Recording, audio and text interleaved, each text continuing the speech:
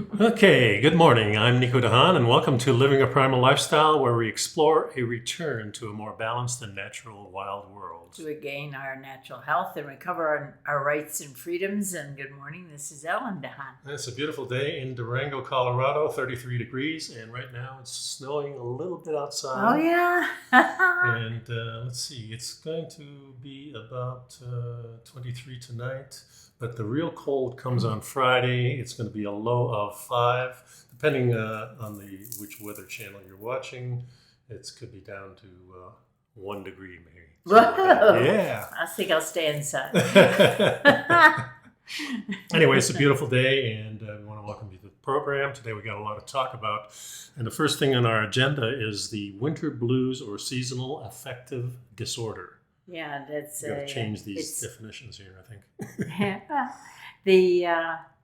It's that time of year. The days are shorter. The light is different, and some people get the blues, and some people actually suffer from a real more in-depth disruption of their rhythms and so on, and they call that seasonal affective disorder or SAD. So the winter blues are very common, and many of us are experiencing a mood shift during the colder, darker days of winter. You may feel yourself feeling more lethargic or down overall. Yeah. And I think I've experienced that in the past. Not so much now, I don't think. Of course, we're new to the area. Maybe that's just an uplifting feeling by itself. Yeah, and having made a positive change and created an environment in which we're thriving. And particularly compared to the tough times that everybody went through within the past couple of years. Boy, that's for sure. SAD is a subtype of major depression that is characterized by the onset of depression during winter months when there is less natural light. For many people, symptoms usually start in the fall and continue throughout the winter months. And the symptoms can include feeling depressed most of the day, nearly every day, feeling hopeless or worthless, having low energy, losing interest in activities that you once enjoyed. Yeah, some of the other ones are problems sleeping, changes in your appetite or your weight, feeling sluggish or agitated, having difficulty concentrating on things. And then in very extreme cases, there are frequent thoughts of death or suicide. Yeah, that's pretty extreme. And so what are the causes of this?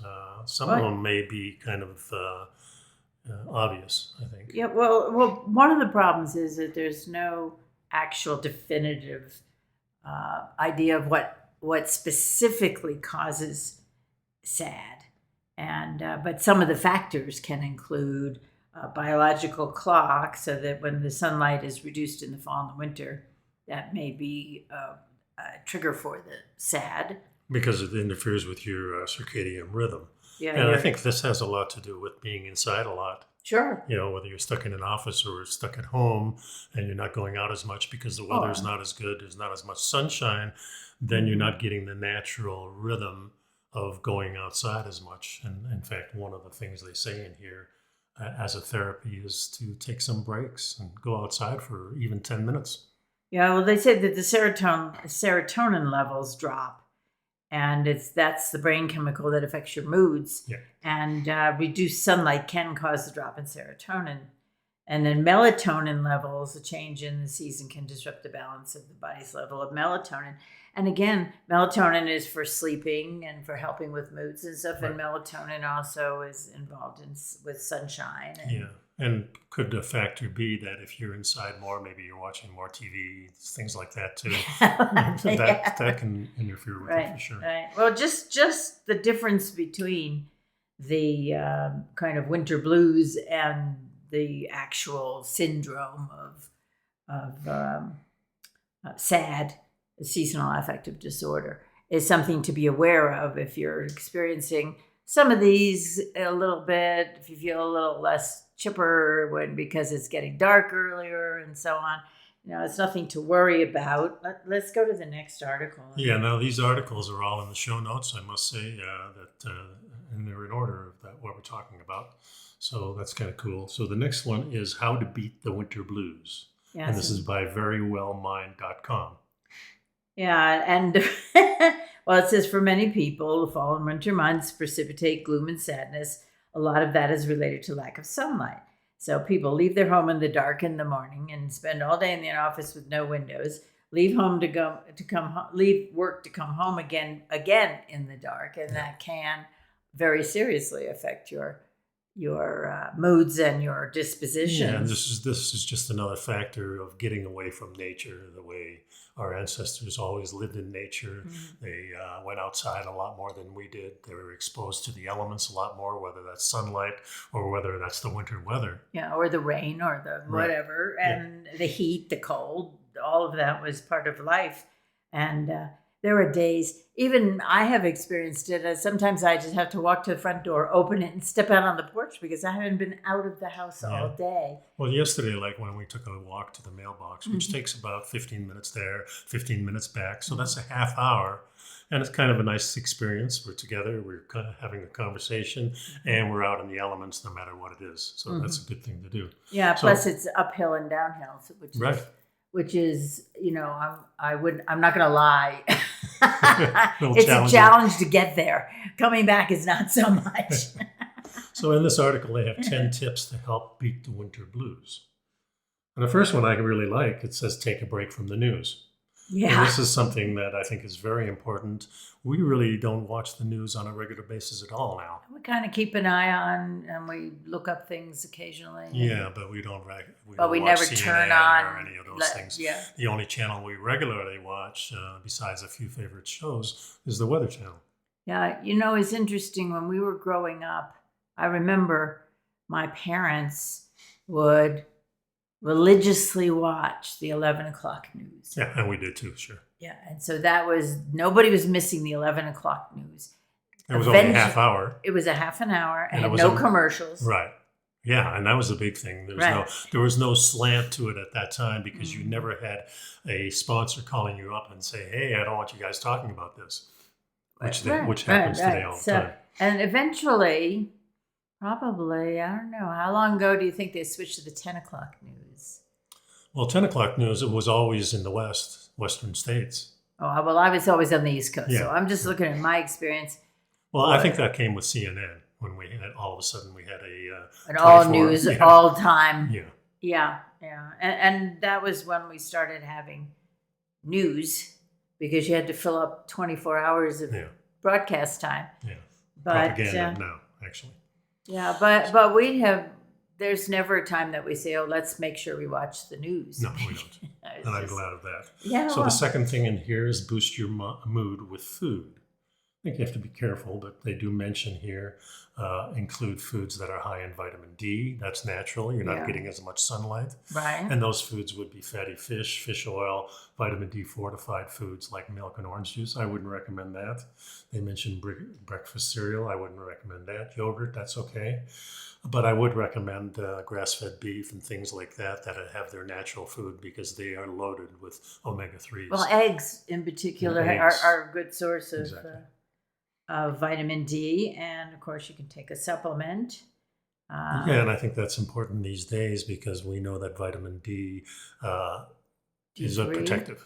Is it D3? Is there any particular? Yeah, it's a D3. D3 is particularly good for boosting your immune system and helping combat any of the flu virus symptoms.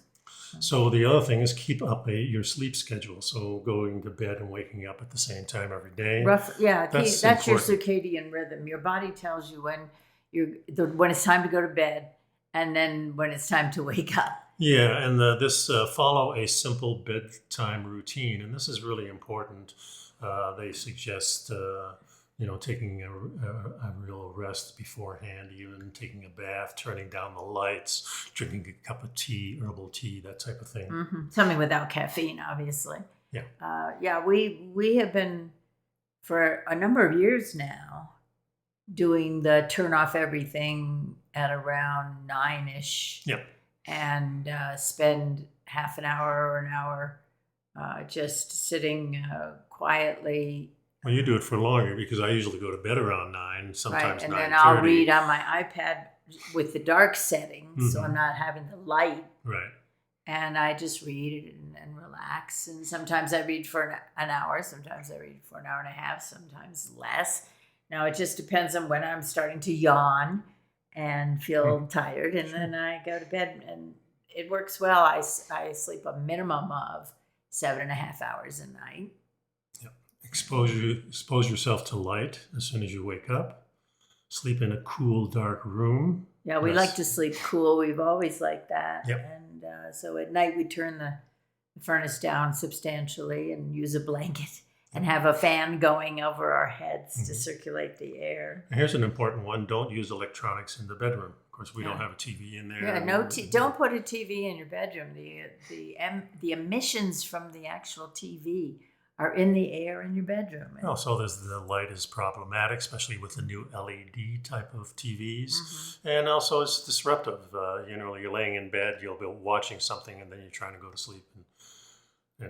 And here's something that my mother always did: write all your worry thoughts on a piece of paper before bedtime, and wake up if you wake up in the middle of the night, you can write something down if you want to remember. We had talked something. about this a couple shows ago, and I said, if something's on your mind, if you need to have a conversation with somebody, if you need to remember some like an outline for something you have to write, or some solutions to mulling over some problems or some questions to figure out the answers, I go ahead and write them all down before I go to bed. And then I'm not lying in bed with those things going round and round and round in my head, so that I'm hoping I'll remember when I get up in the morning. Right. And that's it's interesting that they put that in here. The other thing is do some physical activity. Physical activity has shown to boost your mood, decrease the symptoms of depression, and reduce stress 3. Remember that? No, stress.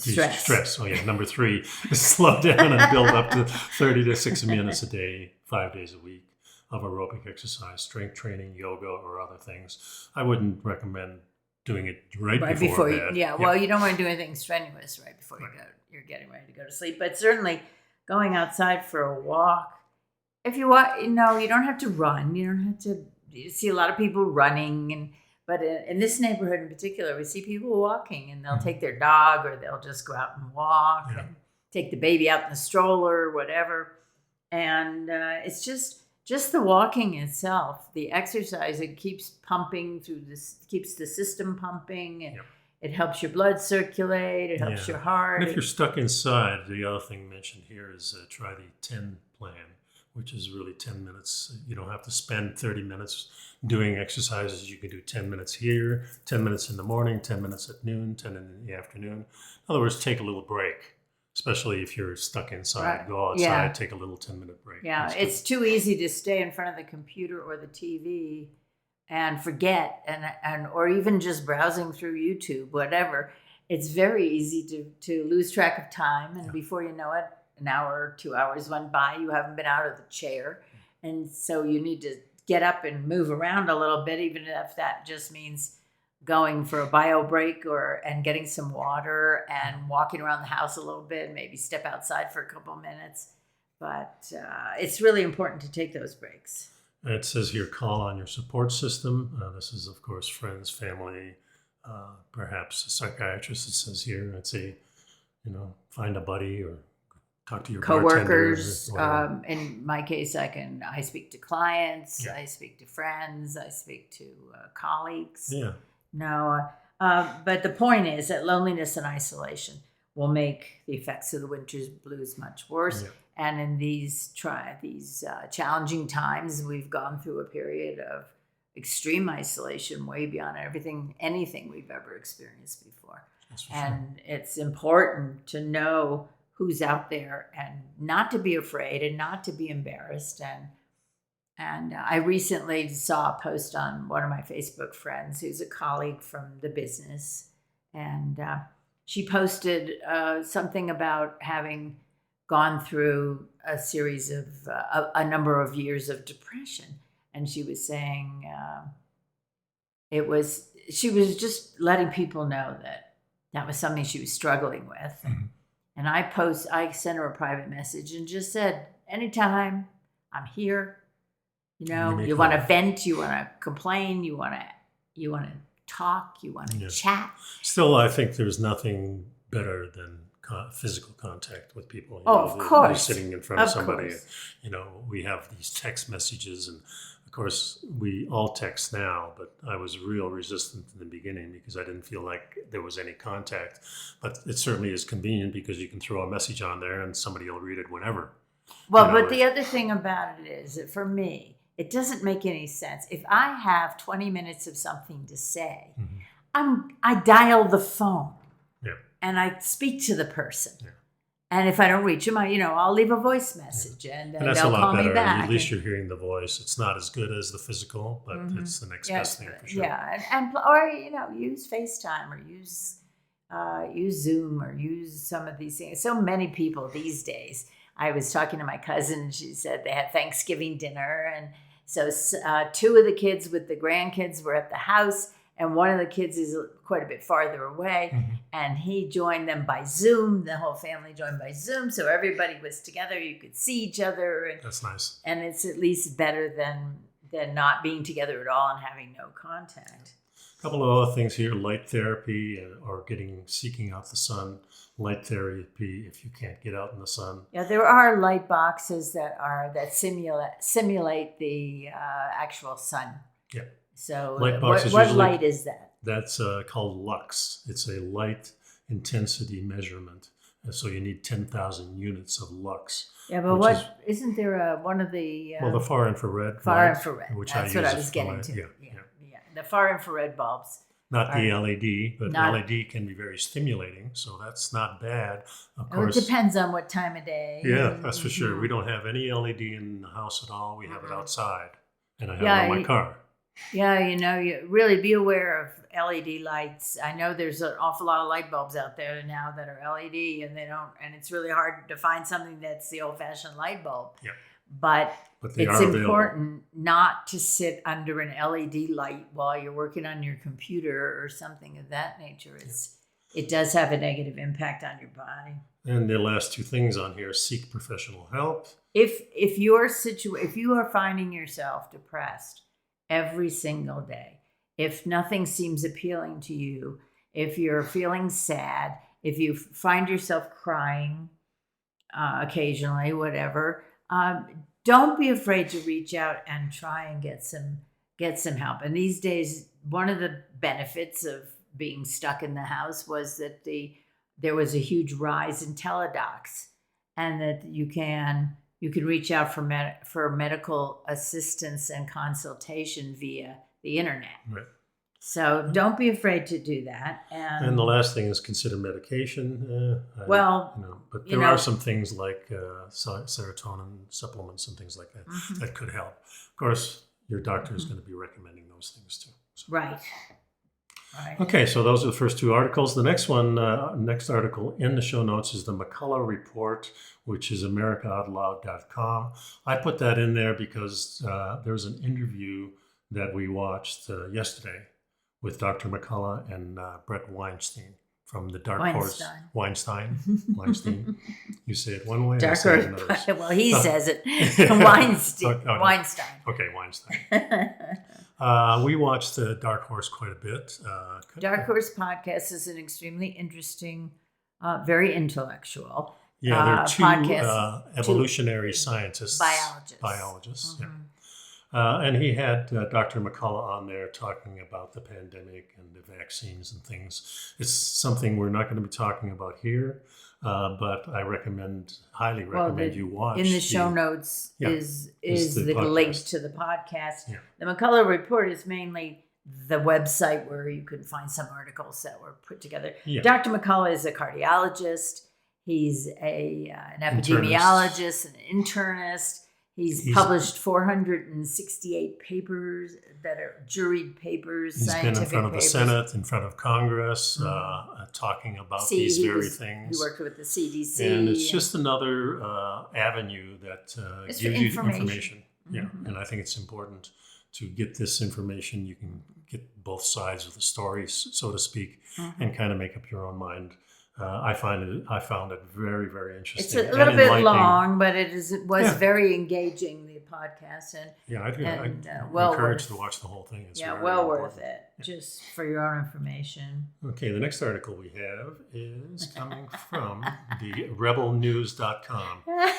American Medical Association declares moratorium on On the terms morbidly obese and other homeless and handicapped. Yes. Okay, those So are this among. has been going on for quite a while, I must say. Yeah, because about 4 or 5 years ago, the local agency that enforces the fair housing laws changed from an accommodation for a handicap to an accommodation for a disability. Yeah, And it's pejorative, trying to get rid of the pejorative inferences that come with certain words. Handicap indicates. It's a language guide titled "Advancing Health Equity: A Guide to Language, Narrative, and Concepts."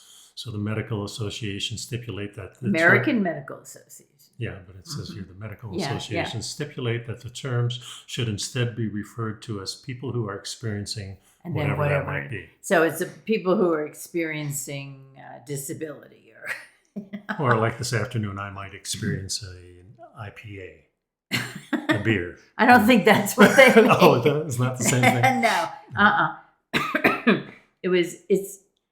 It's like, okay. It gets a little bit, I mean, come on, If you're obese, I don't think an obese, if you're obese, it's a medical term, first of all. Yeah, it means a certain number of pounds over optimum for your. Yeah, yes. and it's something that you should be aware of. That's a problem for you. It's going to affect your health dramatically.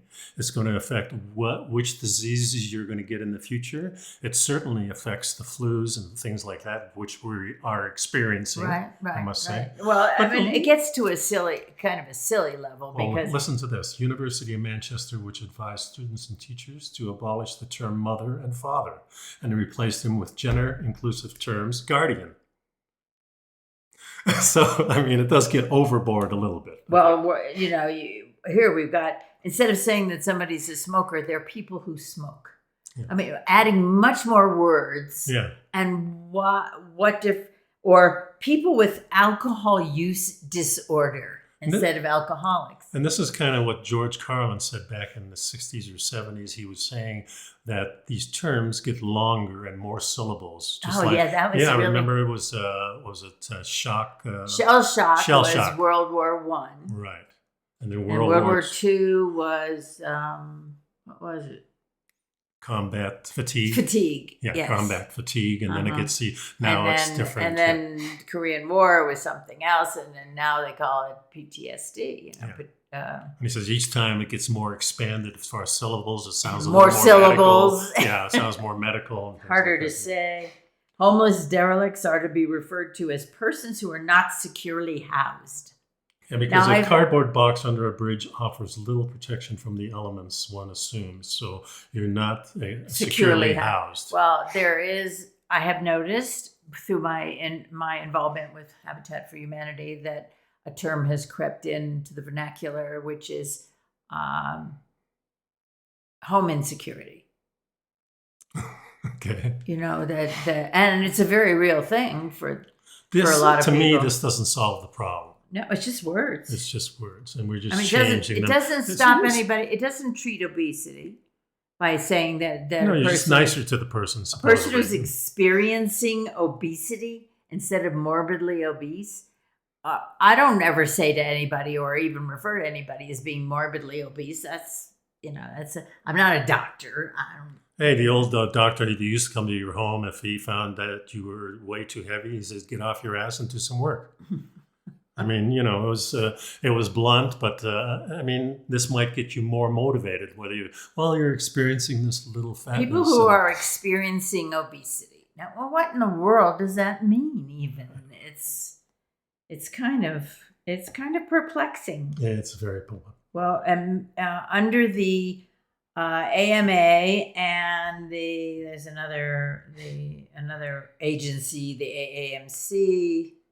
Which is the Association of American Medical Colleges. They are telling medical students and doctors to capitalize the word black, lowercase the term white, and use white instead of Caucasian. Okay. It seems to me I don't get it myself. they're also telling doctors that they should not use the term fairness. They should call it social justice. I mean, I don't care what you call it. You need to address the underlying issue. Yeah.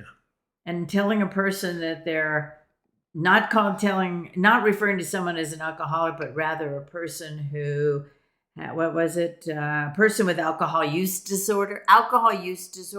Fine. But I just don't get. Yeah, it's just. Now, that being said, there certainly are terms that have a negative. Oh, sure. meaning. I remember in high school, people called fat people fatty and called them names. And I think that's what they're trying to solve. But, by changing the term, it's more understanding what you're doing to people when you're being nasty to them. And, a doctor, by saying you're fat, you're overweight, you're morbidly obese, is not being nasty to you. They're giving you advice saying, hey, you better straighten up. Or you better take some action. I mean, it's not a matter of straightening up. And if your feelings are hurt because you have a certain condition, I mean, what if if I get cancer? Mm-hmm. Oh, I'm experiencing cancer. That makes it much better, doesn't it? I mean, come on. Well, here's part of the problem too: is that it's just the words, and if we're not, if it comes to a point when people are more concerned about which words they're choosing to speak to another person so that there can only be politically correct terminology, and are not addressing what you can do to make yourself healthier, losing weight with a reasonable regime. I'm experiencing dripping the nose. Yeah, right. I've told artificial heat. Many people that when they're on a diet, when they're trying to lose weight and they are 100 pounds overweight, said, look, it took you, how many years did it take you to get to that point? Yeah, and trying to exercise it off is only a small part of the solution. It's more likely that you're eating the wrong food, you're eating way too much because you're eating the wrong food.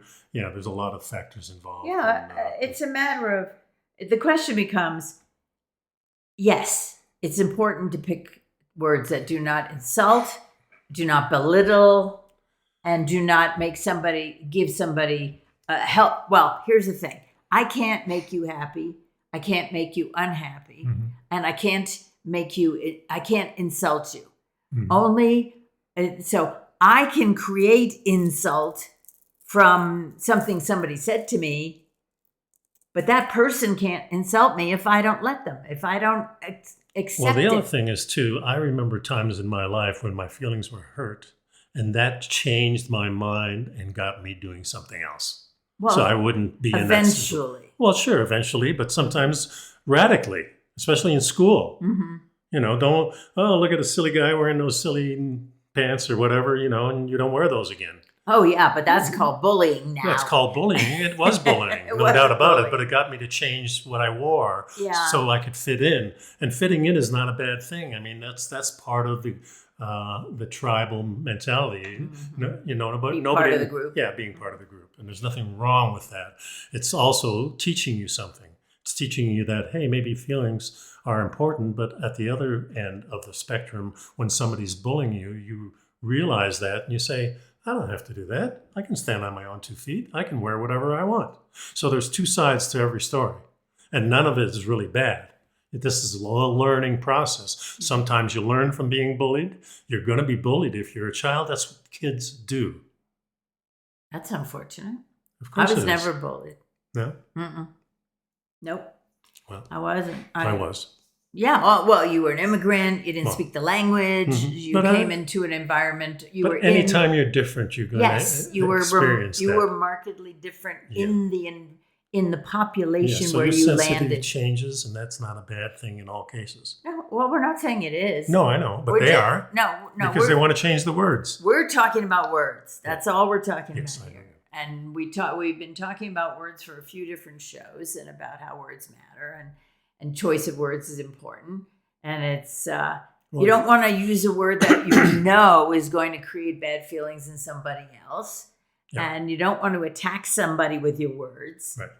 and even unintentionally. So from that perspective, I can see being Well, unintentionally is a little different, because if you don't have the intent, maybe you're hurting somebody's feelings, but it is there- still it's a chance for conversation, saying, why were you hurt? Oh, I understand now, but understand that it wasn't meant by me just because I used that word. Yeah, but there is a significant body of language that is anti-race, Mm-hmm. and it's anti-religion. Yeah, but And people Yeah. let me finish. I will. And it's seemingly innocent remarks that are deeply anti-Semitic. Yes, no doubt about it. And so there's something about inherent racism or inherent sexism or inherent anti-religious that people don't even. Now that's unintentional in the sense of you didn't go into the conversation intending to insult all the Jewish people, but the comment that you made is still deeply anti-Semitic. Yeah. So, and it can be if the intent is there. That's sure. where this started. Yeah, That's I where agree. this started. To get it to the point of saying a person who has alcohol disorder, I'm not sure where that's going. I don't get any of it. I mean, just take the word slave. That's a bad word in a sense. If you're a slave, somebody is enslaving you, somebody's incarcerating you. I feel that a lot of them, just under governments, were slaves. We're following the agenda of our government. We're being told to do these things. They may or may not be good for us. Well, where are you going with this? Well, it's just another word that, am I experiencing slavery? It gets silly after a while. Well, intent is the thing that I'm talking about. Mm-hmm. And if your intentions are good and you have a conversation with somebody, you can get to the real truth. We don't have to change the word, is what I'm saying. I'm not saying I'm not going to change the words. If they want to use this and people feel more comfortable, I don't mind. It's just a silly it gets to a certain point. Yeah, exactly. Where, and that's what I'm saying. Yeah, let's just go on from here. Yeah, good idea. Okay, here's an article from Singularity Hub. Why it's still a scientific mystery how some people live past 100 and how to crack the case, in other words. Mm-hmm. So they're saying that a 35-year-old man has a 1.5% of dying in the next 10 years. 1% chance. Yeah, 1.5% chance of dying in the next 10 years. Mm-hmm. But the same man at 75 has a 45% chance of dying before he reaches that 10-year mark. No, before he reaches 85. So clearly aging is bad for your health.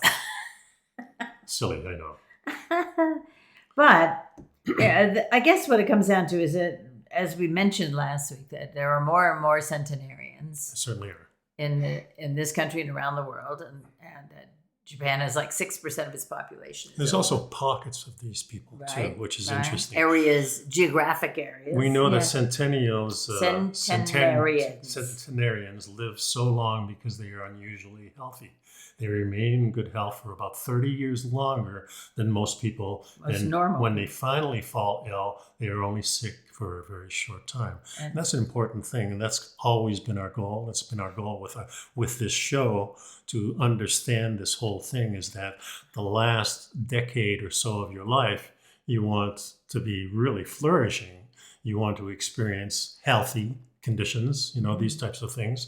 So what it says that the medical care costs for a centenarian, their last 2 years of life, are about a third of those of someone who dies in their 70s. And it gets worse as you go down. In other words, a person who dies in their 50s has usually much longer time being ill, unless, of course, it's an accident. We're excluding that naturally.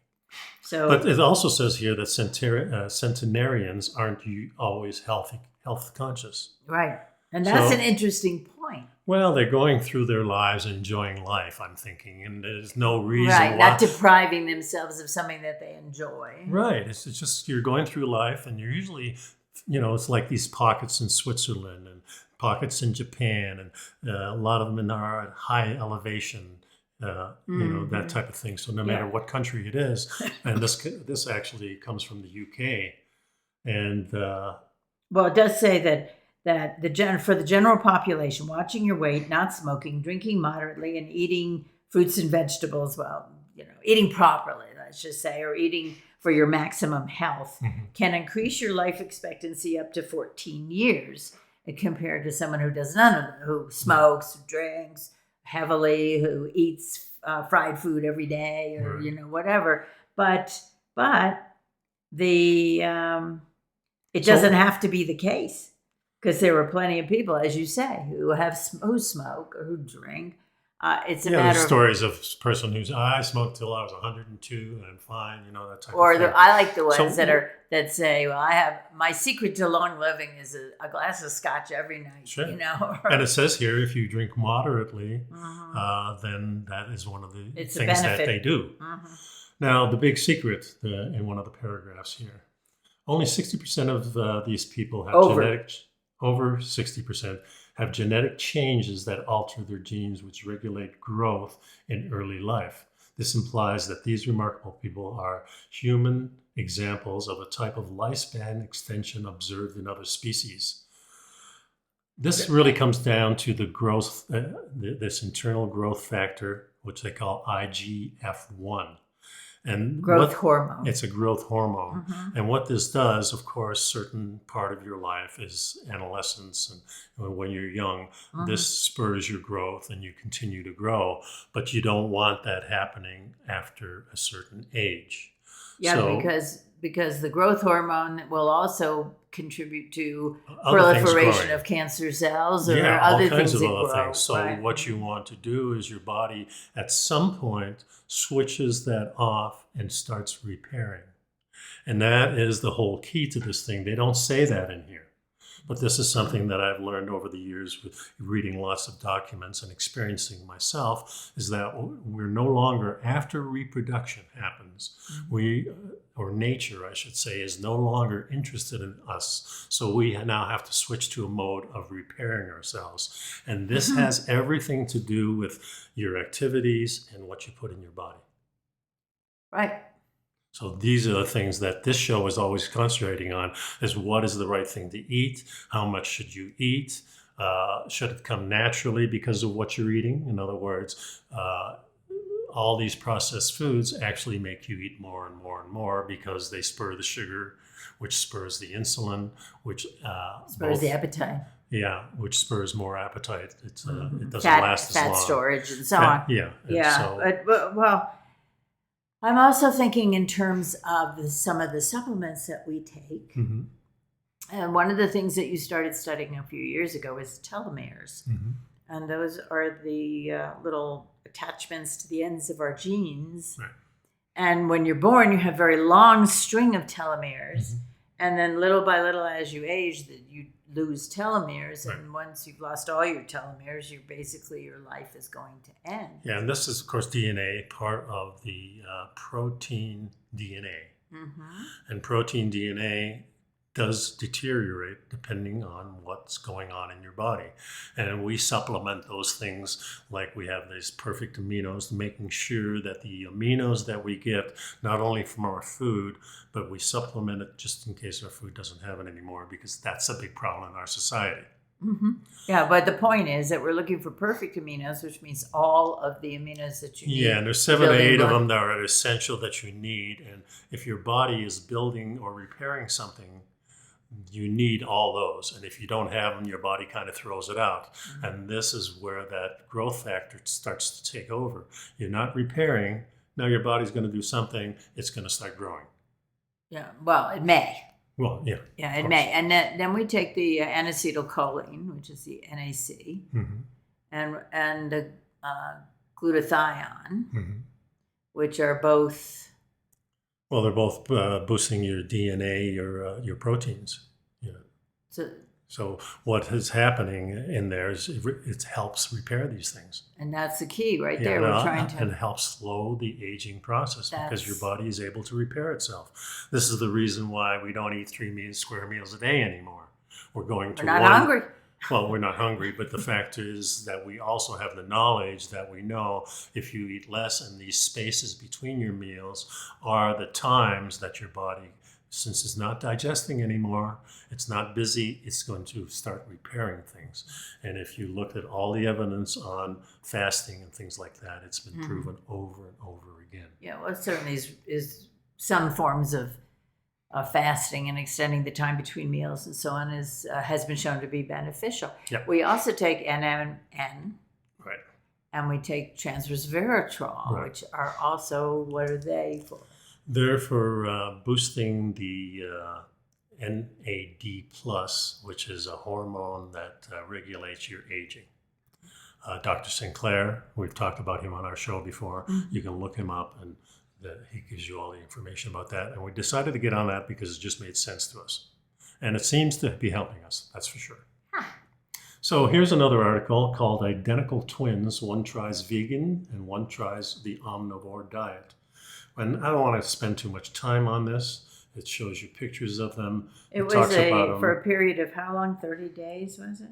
I think 12 weeks or something like that. 12-week long study. 12 weeks. Ate the same amount of calories each day. And they as also well as- worked out in the gym together. And they're twins, a couple of good-looking guys. And they seem to be in good shape. The whole thing, you read it, and there's one line that sticks out. It says Ross, which is one of the twins, also noticed how He was the one who was eating the omnivore diet. Yeah, so which that means mostly meat. Well, it means any meat, vegetables, fruits, No, anything. no, omnivore is strictly No, meat. carnivore is meat. Oh, that's true, yeah, omnivore. Omnivore Anyway, is- he noticed how much processed food he was eating after checking out his brother's super healthy vegan meals. So apparently the vegan was not eating processed food, so apparently he wasn't eating breakfast cereals. Right. He wasn't eating any of Wasn't the... eating bologna or salami Yeah, or well, vegans processed. don't do that Yeah, anymore. right. But But apparently he was. Apparently the omnivore was. Yeah, and I think that's, as you pointed out to me yesterday, that skews this study. Yeah, it's Because it's processed useless. food is a whole different thing. Yeah, we know that processed food is not good for you, whether you're a vegan or whether you're an omnivore or a carnivore. If you're eating processed meats or vegetables anything. or cereals, they're not going to be as good. You're not going to get the vitamins. They're usually fortified, and the fortified vitamins are generally trash because they're made from the, If they're made from vegetables. Then well, believe me, most vitamins are made from vegetables, even the ones we take in Primal Edge and things like that. So it's not that as much as how they're used, and these trashy ones are the ones that the cheap ones that you can buy off the counter in your in other words, chain drugstores are not the same thing. Well, the people who are making processed food on this whole scale, let's say, especially these manufacturers of food. I'm not talking about the guy who's stuffing bologna in the mountains of Italy, who's doing it himself. Right. But I'm talking about these manufactured foods from these large companies. They're not that interested. They're interested in cost. They're interested maximizing profit. Maximizing profit. They have people on their boards who don't do any work, that just have invested in these things, and they want the profit. And that's what steers most of the things, unfortunately, in the United States, in the Western world. Most of the things that they're pushing on TV, if they're pushing any food, it's going to be this type of food that you shouldn't be eating. Yeah. All right. Okay, last one. I'm going to take away your soapbox.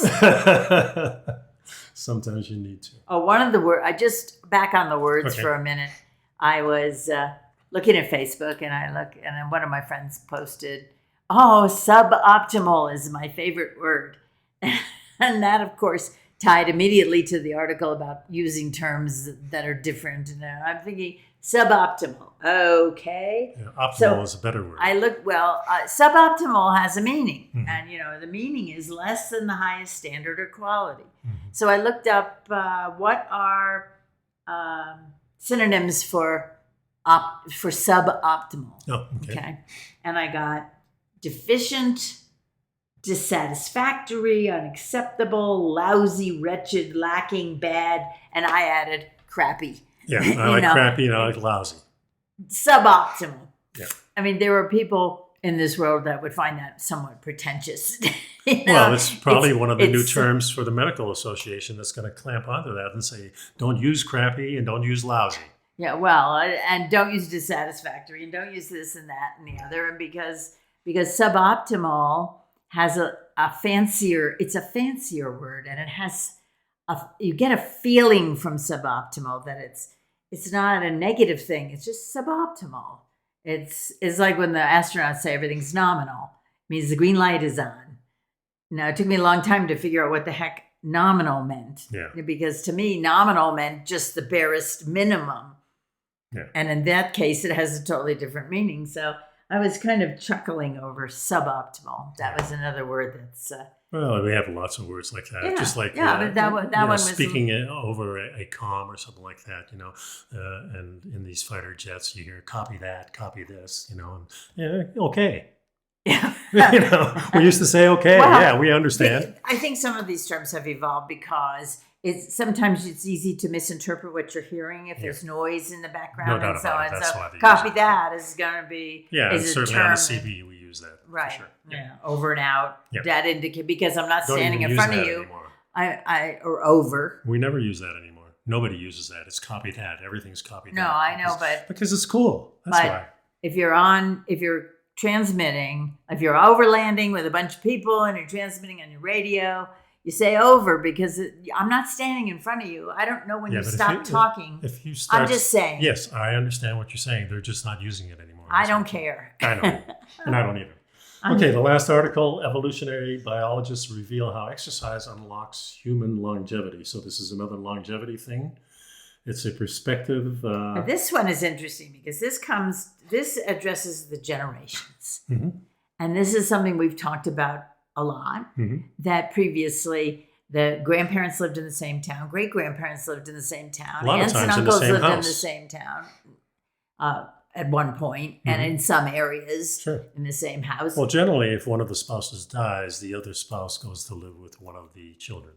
That used to be the old way. The grandparents level, or actually even if the child's spouse died, the child might go back home to the parents and take the children with them, and so on. The concept of this article is that old age comes with hidden benefits for our species that is to our evolutionary advantage. Yeah. And what they're talking about is dropping the kids off at grandma periodically because you have to work a late shift or because you have an event going on.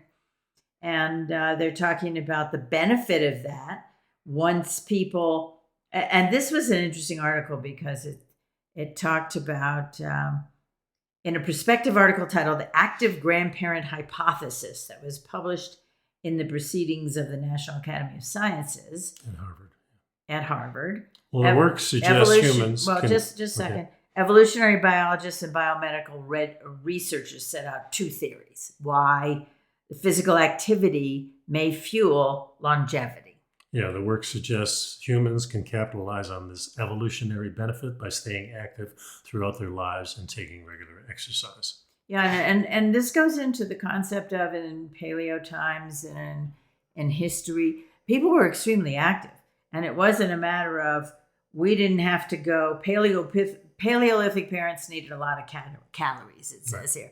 Hunter-gatherer lifestyle constituted a CrossFit level workout for traveling, foraging, digging, hunting prey animals, and outmaneuvering dangers.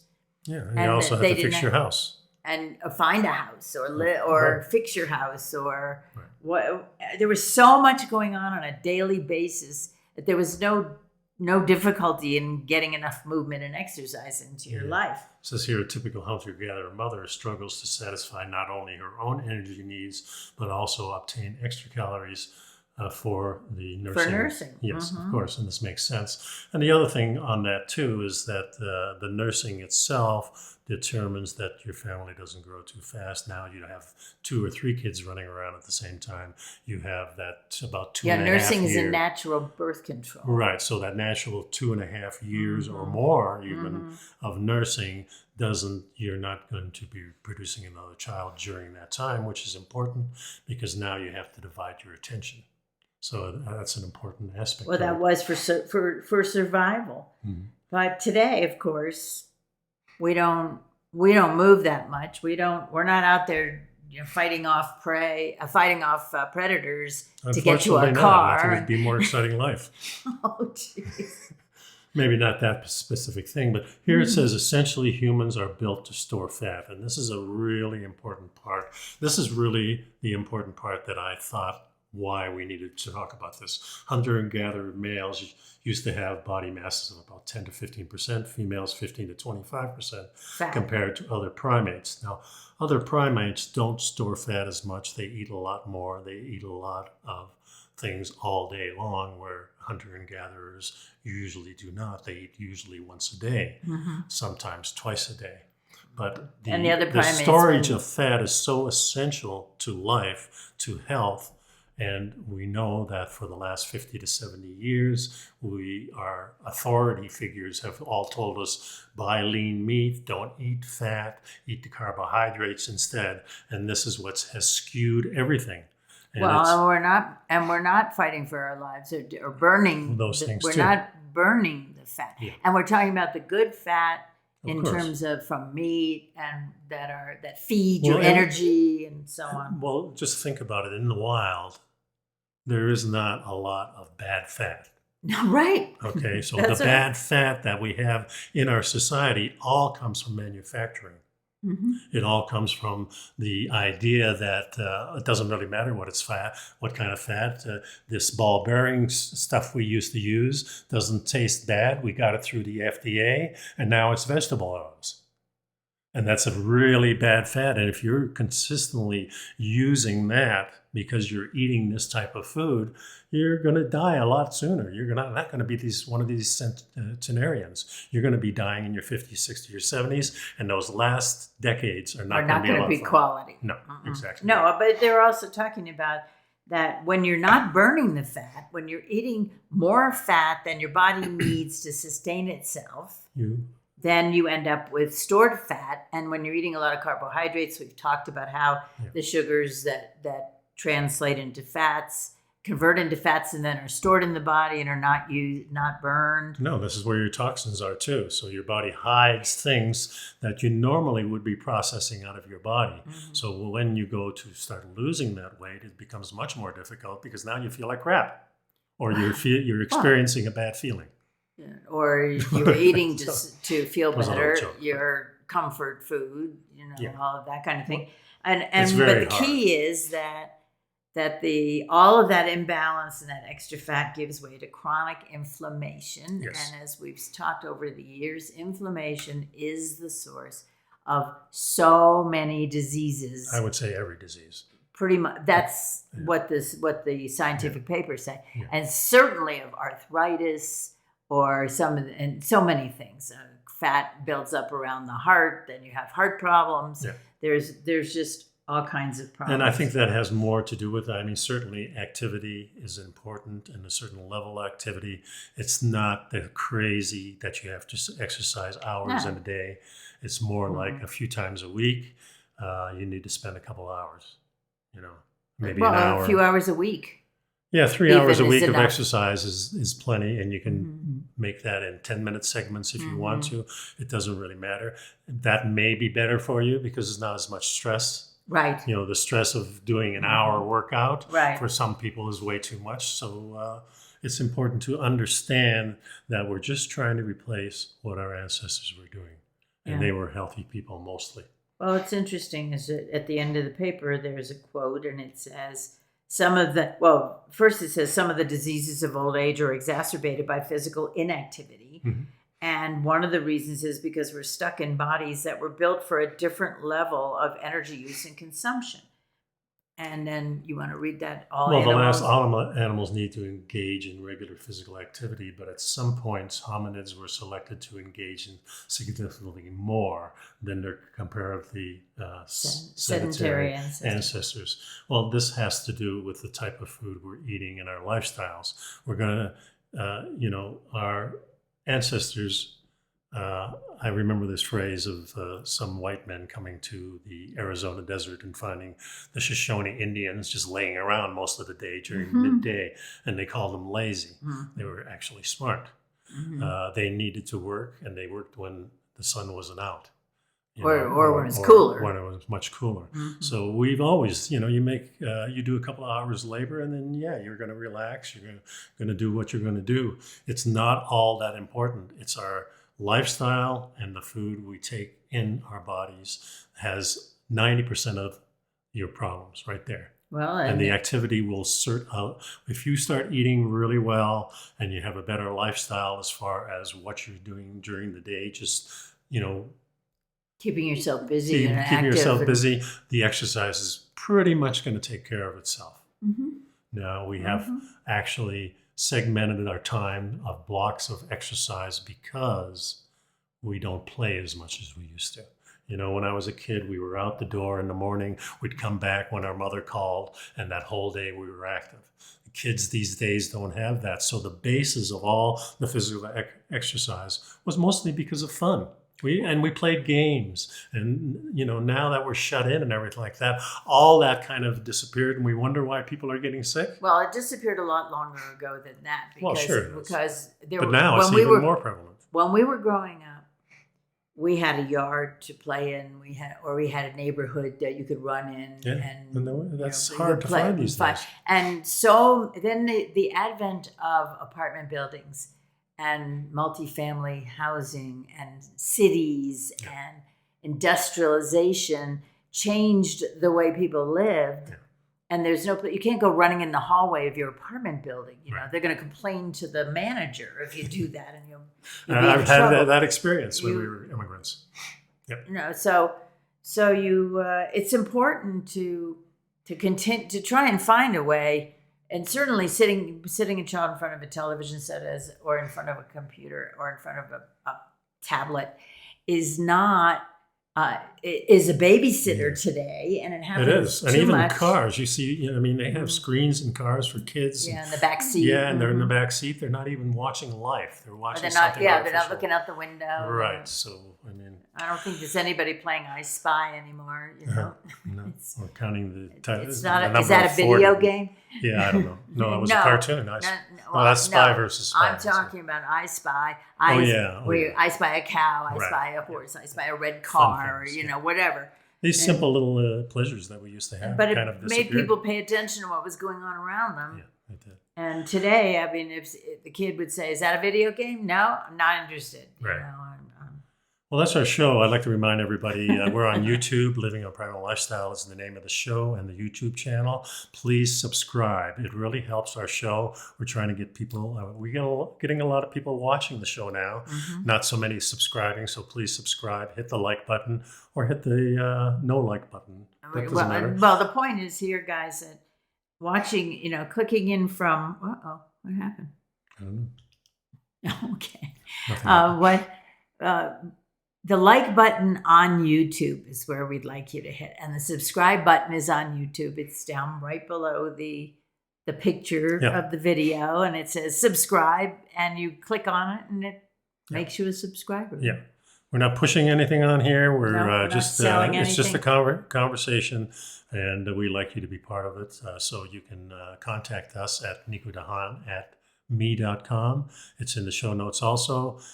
You can make comments on Facebook if you want, but we're going to answer them if they're on Any questions? YouTube. Any questions you have, feel free to put them in the show notes. And thank you so much for watching. And Thanks be a lot. well. See you next time. next week. Bye.